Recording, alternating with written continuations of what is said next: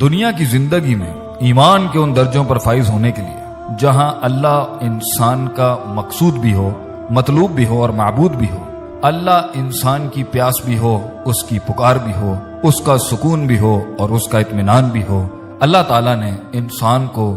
دنیا کی پیچیدگیوں سے نکلنے کے لیے زبردست فارمولہ سورہ آل عمران کی آیت نمبر 164 میں اللہ فرماتے ہیں وَيُزَكِّيهِمْ وَيُعَلِّمُهُمُ الْكِتَابَ وَالْحِكْمَةَ۔ 3 چیزوں کو مان کر اس پر اپنی زندگی کو گامزن کر کے انسان دنیا کی تکلیف، غموم اور ہموم سے نکل کر سکون اور اطمینان کی اور ایمان اور احسان کے درجوں پر فائز ہو سکتا ہے، جس کا پہلا سٹیج یزکیہم تزکیہ ہے۔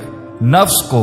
ہر اس عیب سے پاک کرنے کا اس سلسلے کا نام ہے جس میں انسان تکبر، حسد، صغر الہمہ، کمزوری، ڈپریشن، بزدلی، قائری کا شکار ہو جاتا ہے، لوگوں کو اپنا الہ بنا لیتا ہے اور دنیا کے پیچھے ہی لگ کے اس کی عبادت میں گامزن ہو جاتا ہے۔ وہ سمجھتا ہے لوگوں اور مال سے ہی اس کی زندگی کامل بھی ہوگی اور اس کا دلی سکون اس تکمیل تک پہنچ جائے گا جس کی تلاش کے لیے وہ اس دنیا میں بھیجا گیا تھا۔ اس پروسیس کو، اس پروسیجر کو تزکیۃ النفس کہتے ہیں، نفس کو پاک کرنا، اور یہاں پر اپنے دل کے اندر اللہ کی یاد کو، اس سے امید کو، اس سے محبت کو، اس سے رجا، اس سے ڈرنا، اس پر توکل رکھنا، کامل اعتماد رکھنا کہ اللہ کی ذات ہی ہے جو کل تھی، آج ہے اور ہمیشہ رہے گی، اس کو اپنے اندر پختہ کرنا۔ اس پروسیس سے جب انسان گزر جائے گا تو اسے دوسرے پروسیس میں انٹر ہونا چاہیے جو ہے تعلیم، یعلمہم الکتاب۔ چیزوں کے،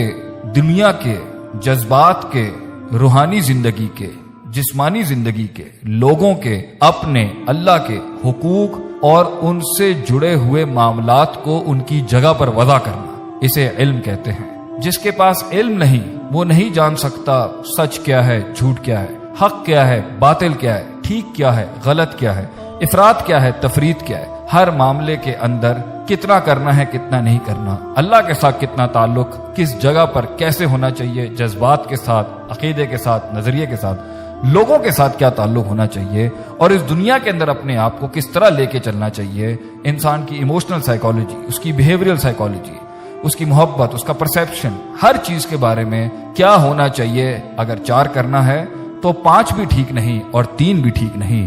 وضع الشیء علی موضعہ، چیزوں کو اس کی جگہ پر رکھنا، یہ ہے علم۔ اور قرآن اور حدیث کے علاوہ یہ سٹینڈرڈ اور یہ ایکولیبریم کوئی نہیں دے سکتا۔ تو اس لیے ہمیں کتاب و سنت کو سیکھنا پڑے گا، پہلے اپنی نفس کی اندر کی ان غلاظتوں کو صاف کرنے کے لیے، تاکہ ہم اللہ کی راہ میں اللہ کے ساتھ جڑ جائیں، اس سے ہمارا سکون جڑ جائے، اس سے ہمارا اطمینان جڑ جائے۔ پھر ہم وہ علم سیکھیں جس سے ہم لوگوں کی ویلیوز جان سکیں، ہم اللہ کے حقوق جان سکیں، اس کی ویلیو جان سکیں اور اپنے جسم کی ویلیو جان سکیں اور اپنے جذبات کی ویلیوز جان سکیں اور اس دنیا کی ویلیوز جان سکیں۔ اور تیسرا پروسیس اس دنیا میں اپنے آپ کو کامل کرنے کے لیے، ایمان کے اس درجے کو احسان بنانے کے لیے ہے حکمہ۔ اپنے علم کو استعمال کیسے کرنا ہے، لوگوں کو اپنی بات کی طرف کیسے بلانا ہے، کیسے اپنے علم کو منوانا ہے، کیسے چیزوں کو کرنا ہے، کس طریقے سے اس دین کے رستے کے اندر لوگوں کو اس پروسیس پر گامزن کرنا ہے، تاکہ ایک انسان ایک جماعت یعنی کہ ایک امت کی شکل اختیار کر کے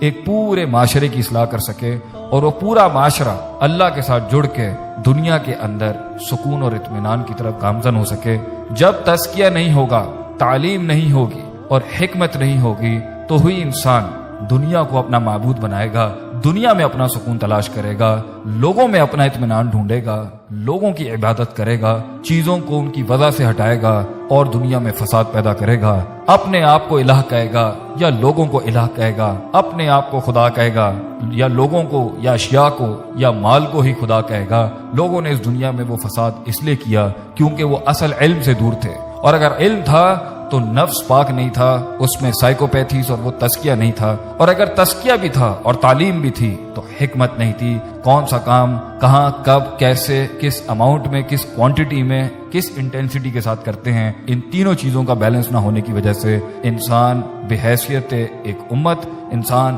بحیثیت ایک جماعت، انسان بحیثیت ایک فرد سکون اور اطمینان اس نیچرل بیلنس سے دور ہو گیا۔ اللہ تعالی ہمیں اپنی زندگی میں اللہ کی دی ہوئی ان تعلیمات پر عمل کرنے کی توفیق عطا فرمائے تاکہ ہم خود کو اور اس دنیا کو سکون کا اور اللہ کے ساتھ اطمینان کا ایک گھر بنا سکیں۔